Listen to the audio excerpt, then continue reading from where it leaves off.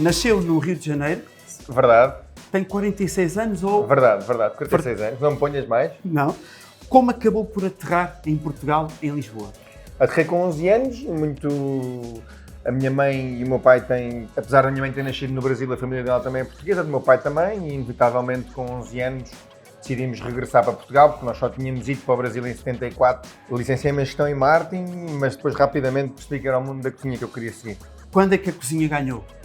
Ganhou logo no último ano do curso, porque eu estava a fazer um estágio ao mesmo tempo que estava a estudar. E o estágio era numa cozinha.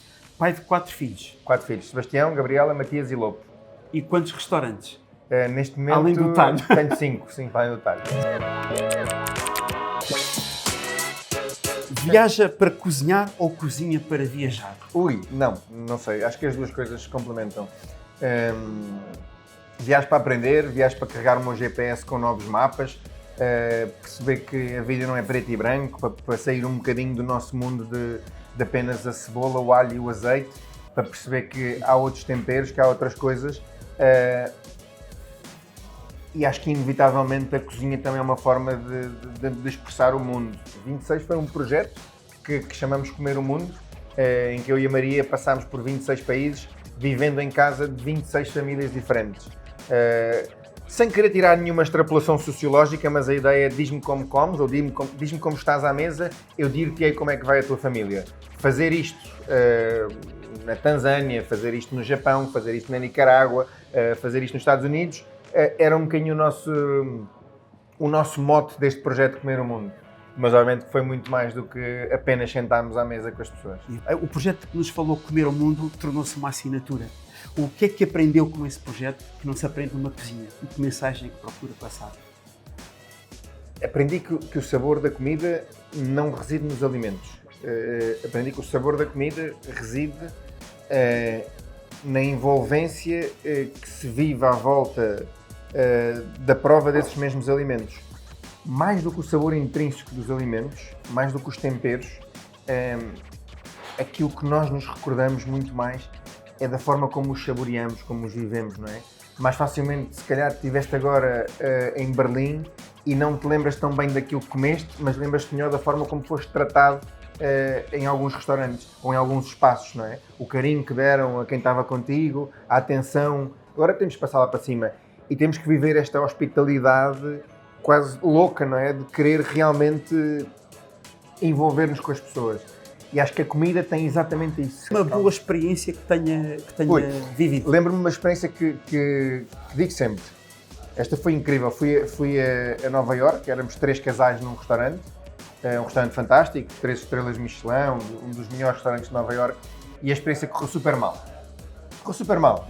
A mesa que nos pusemos era super fria, depois trouxeram-nos uma manta, uma coisa já meio estranha num restaurante daquele nível.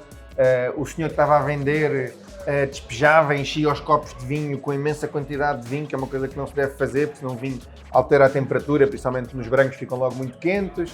O serviço correu mal, demorou imenso tempo, nós mantivemos a compostura, saímos lá. E eu pensei assim, tu tens que reclamar, não é? Tens que reclamar, mas reclamar de uma forma educada, não é? Não pode ser assim, isto é uma porcaria, nem ir para as redes sociais, não é? Eu comecei a falar com ele, ele ouviu tudo o que eu tinha para dizer, quando acabou de ouvir, pediu o meu e-mail, deixou o cartão dele, peguei no meu e-mail, não me disse nada, disse que olha, ia tentar resolver as coisas, já não conseguiria daquela vez, mas que iria ser reativo perante aquele acontecimento, iriam falar no briefing, eu acordei no dia seguinte, tinha um e-mail do chefe do restaurante, que é uma pessoa das mais conhecidas nos Estados Unidos, a dizer que aquela experiência naquela noite tinha sido oferta, já me tinham creditado outra vez o dinheiro na conta, e estamos a falar de uma quantia bastante alta, não é? O restaurante 3 estrelas Michelin são valores altos, a convidar-me para nos dias seguintes voltar, que ele ia sair da terra onde estava, que queria estar comigo e que queria que eu voltasse ao restaurante, e eu achei aquilo tipo uma lição profunda daquilo que tem que ser um serviço num restaurante. Vamos conhecer o consumidor Kiko. Perguntas muito rápidas. Prefere o livro de reclamações ou o livro de elogios? Prefiro o livro de reclamações. Eu aprendo mais com o livro de reclamações do que o livro de elogios. Eu acho que daquilo que mais me assusta é quando as pessoas saem de um restaurante e não dão feedback e depois chegam lá fora e dizem estive lá no restaurante daquele chefe da televisão, aquele tipo que até é um tipo simpático na televisão, mas pá, não comi nada bem. E acima de tudo tem um lado que eu até acho meio covarde, em boa verdade, não é? Porque quem reclama é alguém que tem frontalidade, não é? E que tem verdade e que quer o melhor. E isso é uma coisa ótima, não é? Eu adoro pessoas que dizem, pá, chefe, eu acho que isto não está fixe. Mas como cliente, já alguma vez pediu o livro de reclamações? Como cliente, já pedi algumas vezes o livro de reclamações e algumas vezes o livro de elogios. Mas não tenho problemas nenhum em pedir o livro de reclamações. Acredita que o consumidor tem sempre razão? Ou isso é conversa? Eu não sei se o consumidor tem sempre razão, mas acho que é uma máxima boa para nos dar humildade para tratar bem o consumidor. Acho que é uma frase importante que nós temos que a interiorizar bem e a saborear bem. A utilizar um serviço ou numa compra já alguma vez ameaçou o outro lado com a defesa do consumidor? Já. Ainda há pouco tempo fui maltratado num serviço que contratei para a minha mãe e fiz mesmo uma reclamação por escrito, formalizei e fiquei muito magoado, acima de tudo porque o serviço, uma coisa é nós errarmos, não é? E eu aceito bem os erros, ou seja, aceito que as pessoas errem, não há, eu erro diariamente e continuarei a errar a minha vida, mas acho que quando nós somos depois profundamente displicentes, arrogantes, pouco humildes, pouco solidários em encontrar uma solução, eu fico doente. Acho que é de uma arrogância e de uma preponderância enorme. E ainda mais quando mexes com pessoas nossas, não é? Eu mexer com os meus filhos ou mexer com a minha mãe são duas coisas muito próximas que me tocaram muito. Correu muito mal. Mas agir como às vezes é difícil, não é? Eu às vezes penso nesta situação. Eu depois, inevitavelmente, também estive mal na forma como eu comecei a reclamar em determinado tom, mas o tom do outro lado era agressivo e eu também transformei o meu tom em agressividade. E depois, na altura, também estive mal no processo de reclamação. Se o chefe mandasse ao nível político, o que é que nunca mais poderíamos ver à venda em Portugal? Aquilo que eu gostava de eliminar era o desperdício alimentar, muito mais do que um alimento em si, não é? Porque o que eu acho que é verdadeiramente desumano é que 1/3 daquilo que é colhido, produzido e transformado acaba no lixo. Isto é que realmente me toca, não é? E as pessoas têm que se informar sobre isto, têm que ser conscientes disso. E não dizer, isso é aos supermercados. Mentira! Isso não é aos supermercados. Ou seja, mais de 50% desse 1/3 do desperdício não é provocado pelos supermercados, é provocado pelas famílias. Por aquele restinho de arroz que vai para o lixo, por aquele pão que se comprou, ficou seco e ninguém sabe aproveitar, ninguém pensa 2 minutos para reaproveitá-lo. Esta consciência alimentar, se eu tivesse que implementar um chip em todos os humanos na Terra, era este que eu implementaria, que era o chip da consciência alimentar. Porque é uma guerra, vocês não imaginam, eu fico doido com isto mesmo e fico doido tipo nos restaurantes, não é? Está aqui o Bruno ao meu lado, sabe disso. Outro dia fui à casa de uns amigos meus e eu fui lá conhecer a criança. E entrei e de repente estava com a bebê no colo, de repente fui ao frigorífico e pensei, vou fazer um jantar, não é? É simpático, eles estão aqui, são muitos. Mas não há nada para cozinhar, não há nada, nunca há nada, não é? Tipo, eu vi um resto de frango no almoço, uma das filhas tinha feito crepes, eu peguei nos restos de frango, desfiei, não era frango suficiente, por isso fui buscar um bocado de bacon e alguns legumes, dei uma nova vida ao frango, fiz um bocadinho de molho bechamel, usei os crepes, fiz uns crepes com molho bechamel no forno e eles ainda tinham lá queijo, um bocado de queijo feta e queijo da ilha, e comemos. E o que eu fico a pensar é, muito facilmente aqueles crepes, se ficassem ali mais 2 dias, acabariam no lixo. Aquele frango e aquele resto, ou alguém que estava com fome podia passar por ali e comer, ou então, se passasse mais 3 dias, começava a azedar e acabava no lixo.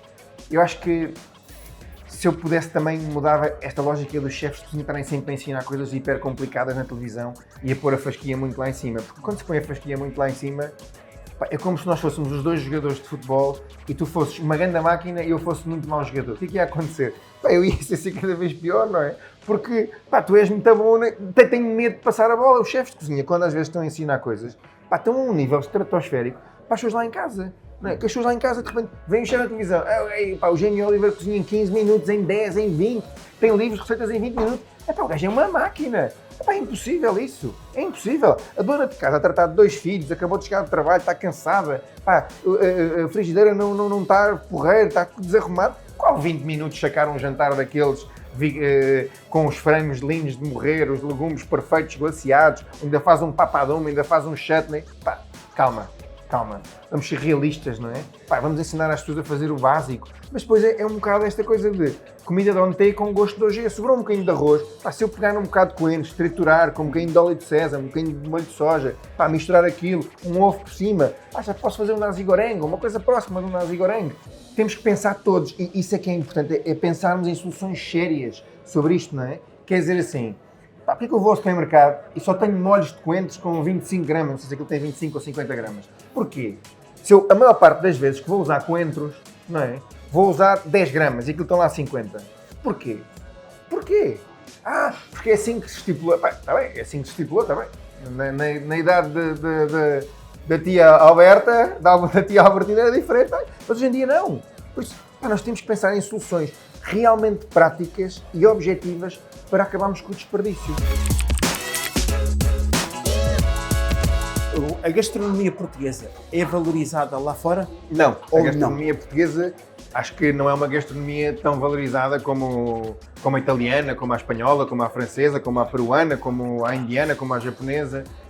Não, acho que não é uma gastronomia que tem vindo a mudar. Há chefes que têm feito um trabalho inacreditável por Portugal, não é? Desde o Vítor Sobral até chefes da minha geração, como o Zé, como o Henrique, como o Rui Paula, como muita gente, mas acho que ainda não é uma gastronomia tão valorizada como é a espanhola, com tanta força como é a espanhola, não. Okay. Há uma razão para isso, na minha opinião, mas então eu gostaria de saber em detalhe o que é que falta, o que é que lhe falta então? O que é que falta então? Não sei se é fácil dizer o que é que falta, mas há uma coisa engraçada que é, nós não nos conseguimos unir, em primeiro lugar, sobre o que é a nossa identidade, não é? Ou seja, nós... o que é a nossa identidade? É o pastel de nata? É os doces conventuais? É o marisco? É o peixe? É as açordas? É o porco? É o bacalhau, que temos mais de 1000 formas diferentes de fazer? O que é? E quando é muita coisa, quando há muito ruído, normalmente não há nada, não é? Ou seja, nós perdemos sobre isto. Nós olhamos para a Espanha e vemos tapas. Associamos, não é? É esta coisa. E nós nos perdemos. Eu acho que nós temos um produto em Portugal que é incrível, que é as sopas. Nós temos sopas incríveis, porque temos sopas feitas de técnicas diferentes. Em quase todos os lugares de Portugal temos sopas e temos sopas únicas. E eu acho que é um produto que nós nunca soubemos trabalhá-lo, nunca soubemos divulgá-lo, nunca soubemos vendê-lo, não é?